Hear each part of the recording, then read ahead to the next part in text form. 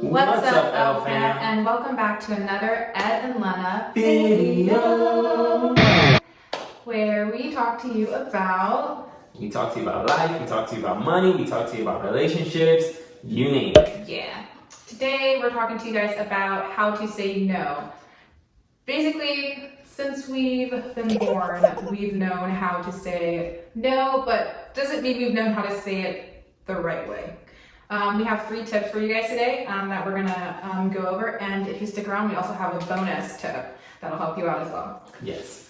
So no is actually one of my favorite words because it's something that people struggle with saying. Yeah. There's nothing wrong with saying no. No. There's nothing wrong with not wanting to do something or not being able to do something. In fact, not saying no sometimes leads us to getting overcommitted, overbooked, not doing something the right way, and failing out on our responsibilities. So I think, make sure to remember there's nothing wrong with saying no. Yeah. And there are different ways to say no. So the first tip is to buy yourself some time. All right, and so buy yourself some time. This one is kind of the transition into whether to say no or not. You don't have to say no if you don't want to. Maybe you don't know. But buy yourself some time. Basically, it would be a transition as follows. Here, let's act it out. Okay. Hey, how are you? We're going on a camping trip this weekend. You should come. It's only $1,000 per person, and I know you have the money. We'll be one-on-one with the trees, the mountains, the bears, the lions, and we'd love for you to come. What do you say?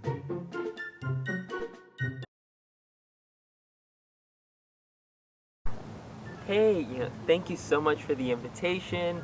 I would love to go. That sounds really good. But first, let me check with my spouse.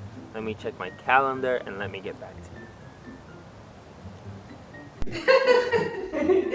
Okay. That's how you buy yourself some time. That is a buy yourself some time. If you don't have a spouse, like what else would you have said? So let's say in a work circumstance. Okay. That's in a work circumstance.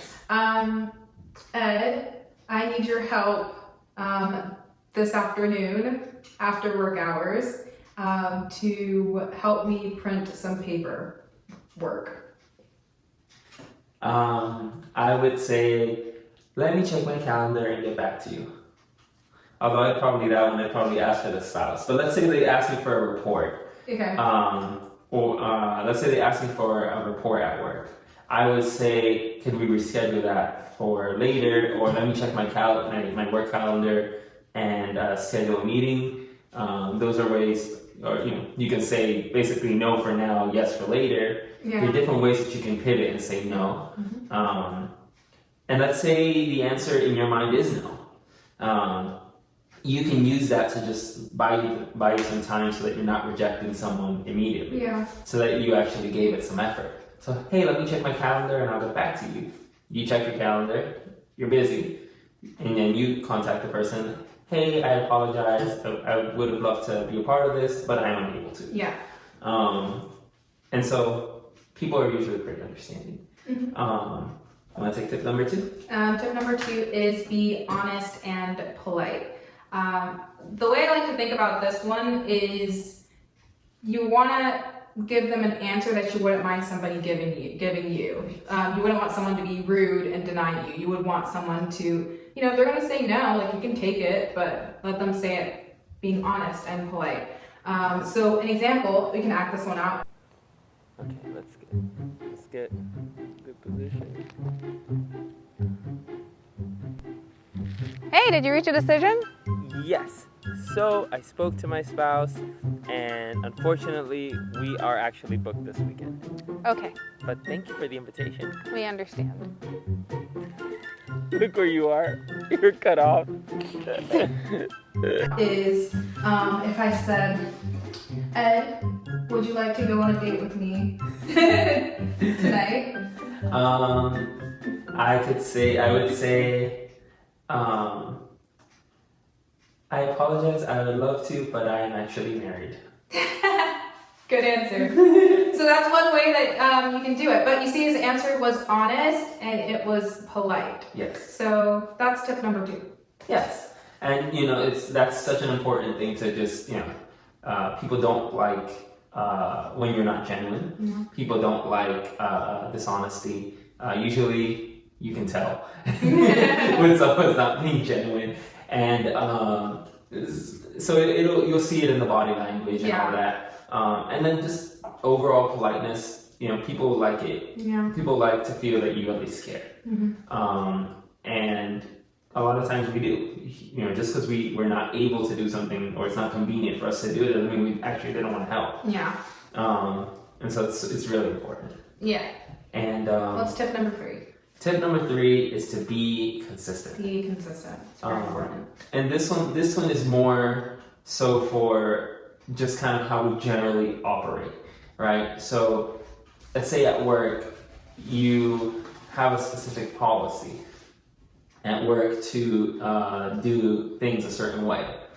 The moment that you start to deviate from that policy, generally speaking, is the moment that it'll be hard for you to enforce those boundaries that you've set. So for example, if you have a workflow at work and people are calling you and bypassing that workflow, then it'll be hard for you to say no if you're constantly allowing that to happen. Yeah. Or a good example is if I go to Lena and ask her to borrow money. So what would you say?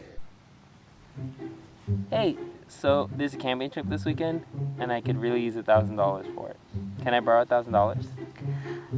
I'm gonna have to say no because I have a policy where I don't lend money to friends. But if you need help raising the money, I'd love to help you wash some cars.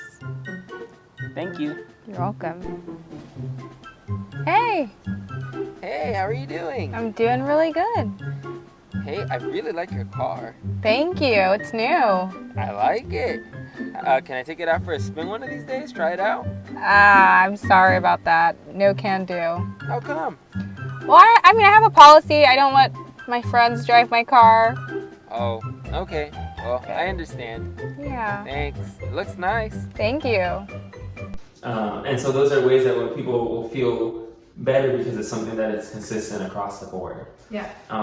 Or, for example, for us, our Friday nights, those are our date nights. And so there's certain activities that we're willing to do. So we're willing to go out with friends or family for like dinners and stuff like that and settings. But we're not necessarily, we don't necessarily participate for work events or other like organizational events. And so we like to be consistent on that. Otherwise, people will feel bad. And so those are 3 tips, but we also have a bonus for you guys. Bonus tip, and that bonus tip is to make sure that your time and your effort is organized. Yes. That you have goals, that they're prioritized, because that'll help you to identify what you should say no to and what you maybe shouldn't say no to. Okay. Because if you have your goals set, it'll be easier for you to say, okay, I need to get this done, or this is my top priority, so I don't want to use my time on this other thing.